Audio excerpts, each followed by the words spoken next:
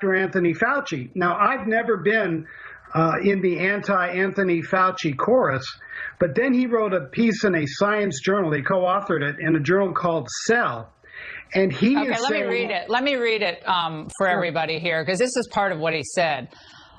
Living in greater harmony with nature will require changes in human behavior as well as other radical changes that may take decades to achieve. Rebuilding the infrastructures of human existence, we will need to prioritize changes in those human behaviors that constitute risks for the emergence of infectious diseases.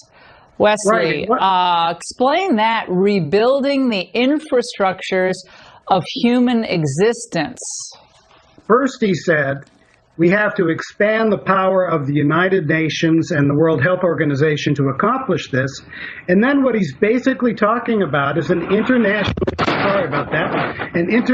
technocracy in which the international bureaucrats would be able to establish this kind of draconian imposition where we have to change our entire lifestyles. We have to change the way we live. We have to change our water systems. We have to change the way we travel and that kind of thing. It's just the most remarkable call for an authoritarian imposition internationally, and it got almost no attention. I was stunned when I read this. Cell is a very respected science journal, but this wasn't about science. This was about ideology. So this is globalist social engineering. Yeah, on stilts, as the old saying goes. On steroids. It's really a remarkable call by one of the most, quote, respected people in this country dealing with COVID. And he's not dealing with COVID in this. He's saying that basically what we have to do is prepare for the next pandemic. And so this would be a permanent condition because supposedly we're entering into the era of pandemics, and this is how we're going to have to live to try to keep safe.